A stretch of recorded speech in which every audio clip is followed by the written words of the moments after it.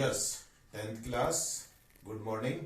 देखिए, अपन ने प्रश्नावली 16.1 के क्वेश्चन कर रखे हैं, 6 तक कंप्लीट हो गए। अब इसके बाद में आगे के सवाल देखिए आप लोग। अब है आपके 7वां सवाल। तो क्वेश्चन नंबर 7 क्या है, पहले तो उसको पढ़िए ढंग से और क्या पूछ रहा है वो देखिए। इसमें दे रखा है 6 मीटर भुजा के वर्गाकार फर्श के कमरे में 180 घन मीटर हवा है, ठीक है ना। तो कमरे की ऊंचाई ज्ञात करो। देखो, एक 6 मीटर भुजा के वर्गाकार फर्श, ठीक है ना। तो 6 मीटर भुजा के वर्गाकार फर्श के कमरे में, यानी कमरे का जो फर्श है वो वर्गाकार है, ठीक है। तो आप लोगों को एक बताया था मैंने आप लोगों को, कमरे का आयतन या कमरे का आयतन, कमरा कैसे आकार का होगा मालूम आप लोगों को, घनाभ के आकार का होगा। तो इसके लिए एक सूत्र बताया था, आधार का क्षेत्रफल और गुणा में ऊंचाई। अब ये दे रखा है, प्रश्न में दे रखा है कि फर्श कैसा है, वर्गाकार है। तो चूंकि वर्ग का फर्श कैसा है, चूंकि फर्श वर्गाकार है, इसलिए फर्श का क्षेत्रफल या आधार का क्षेत्रफल कितना होगा बताओ। आधार का क्षेत्रफल बराबर होगा भुजा स्क्वायर, और भुजा स्क्वायर का मतलब 6 का वर्ग, और 6 का वर्ग मतलब 36। अब आपको मीटर में दे रखा है तो मीटर, सेंटीमीटर में तो सेंटीमीटर, तो ये आ गया 36 वर्ग मीटर, यानी ये अपने पास में आधार का क्षेत्रफल आ गया। अब इसने पूछा क्या है, इसने पूछा है कमरे की ऊंचाई। अब देखो, कमरे की ऊंचाई, कमरे की ऊंचाई बराबर कमरे का आयतन, कमरे का आयतन और बटे में क्या, आधार का क्षेत्रफल, आधार का क्षेत्रफल। अब आप देखिए यहां पर कमरे का आयतन कितना दे रखा है, 180 घन मीटर, और आधार का क्षेत्रफल अपन ने निकाल दिया 36, और 36 का भाग देंगे तो 36 पंजे 180, तो उत्तर कितना आ जाएगा, 5 मीटर। तो ये अच्छा सवाल है, बस केवल सूत्र आपको याद होना चाहिए था, आसानी से आप लोग इसको कर सकते हैं। तो ये हो गया आपके 7वां सवाल। अब इसके बाद में आते हैं अपन कौन से सवाल पर, 8वें सवाल पर। पहले सवाल पढ़ो। देखो सवाल है 8वां, इसमें दे रखा है 44 मीटर लंबी, 15 मीटर जो ऊंची, और ये दे रखा आपके 85 सेंटीमीटर चौड़ी दीवार बनाने में। देखो पहले तो आपको दे रखी है दीवार, दीवार की माप, ये है आपका 8वां सवाल, दीवार की माप। लंबाई दे रखी है कितनी, लंबाई दे रखी है आपके 44 मीटर, 44 मीटर। चौड़ाई दे रखी है, चौड़ाई है आपके, ये दे रखी है आपके 15 मीटर। ऊंचाई दे रखी है और 85 सेंटीमीटर चौड़ाई दे रखी है, तो यानी चौड़ाई है 85 सेंटीमीटर, और लंबाई, चौड़ाई और ऊंचाई, ऊंचाई दे रखी है आपके कितने मीटर है, 15, ये दे रखी है आपके 15 मीटर है।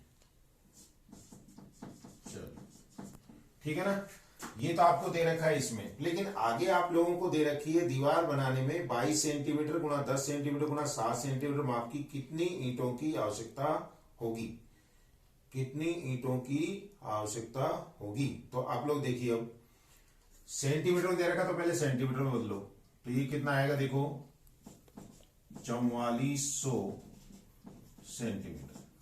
इसको बदलना नहीं है, ये 15 मीटर है, 15 मीटर का मतलब ये 15 है या 1.5, तो ये देख लीजिए आप लोग थोड़ा सा इसमें, हाँ तो इसमें ये दे रखा है 1.5 है ये, तो 1.5 है, तो 1.5 को अपन बदलेंगे तो 15/10 और गुणा में 100, तो 0 से 0 कट गया, यानी कितना आ गया, 150 सेंटीमीटर, ठीक है ना। मैंने ये क्यों बदला सेंटीमीटर में, क्योंकि आप लोगों को जो इस दीवार में ईंटें लगानी है उन ईंटों की माप सेंटीमीटर में दे रखी है। तो दीवार का आयतन निकालो। दीवार होगी घनाभ के आकार की, दीवार का आयतन बराबर होगा लंबाई गुना चौड़ाई गुना में ऊंचाई। अब आप देखिए लंबाई कितनी है 4400, फिर इसके बाद में चौड़ाई है 85 और गुना में कितना 150, इतने घन सेंटीमीटर। अब इसमें एक ईंट की लंबाई चौड़ाई ऊंचाई देखिए कितनी दे रखी है 22 सेंटीमीटर गुना 10 सेंटीमीटर गुना 7 सेंटीमीटर। एक ईंट का आयतन बराबर 22 गुना में 22 गुना 10 गुना 7, 10 गुना 7, इतने घन सेंटीमीटर। मैं अभी इसको सरल नहीं कर रहा हूं क्योंकि आप लोग जब कैलकुलेशन करेंगे तो इनको डिवाइड करने में आपको आसानी रहेगी। अब अपने को निकालना है ईंटों की संख्या, इसलिए ईंटों की संख्या कहां पे दीवार में लगने वाली, तो ये लिख दो आप लोग, इसलिए दीवार में लगने वाली ईंटों की संख्या, ईंटों की संख्या बराबर दीवार का आयतन बटे में एक ईंट का आयतन, एक ईंट का आयतन। अब आप मान रख दीजिए, देखो ये कितना है 4400 गुणा में 85 गुणा में 150 और बटे में ये आया आपके 22 गुणा 10 और गुणा में 7, ठीक है ना। अब आप देखिए यहां इसके अंदर आप लोगों के क्या करना है, अब इसके अंदर 44 से ये है, ठीक है। फिर इसके बाद में देखो अब ये 0 से 0 कैंसिल हो गया, 22 का भाग दिया, 22 दूनी 44 आ गए, ये कितने हो गए देखो ये 200 आ गए, 22 दूनी 44, 22 दूनी 44 तो 20 हो गए। अब इसके बाद में ये आया आपके यहां पर ये 7 है, तो 7 का भाग किसमें, अब देखो यहां पर आप लोगों के ये जो प्रिंटिंग मिस्टेक है आपकी बुक के अंदर, ये आप लोगों के 35 है, कितना है ये 35, इसको आप सोल्व कर लीजिए तो ये आ जाएगा आपके 5। तो इस तरीके से आपके 20 पंजे 100, तो कहने का मतलब ये आ जाएंगी कितनी ईंटें 15,000 ईंटें आ जाएंगी।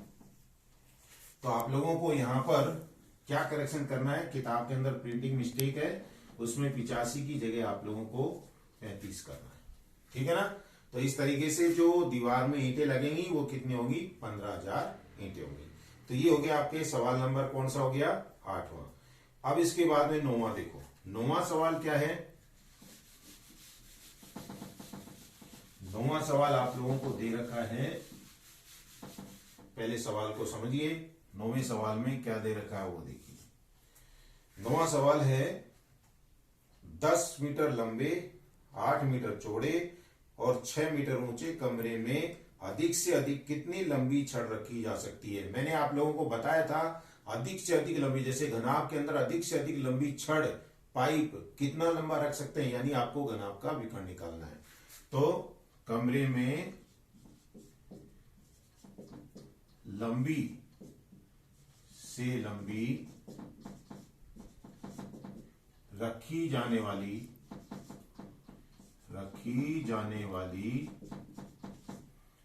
छड़ की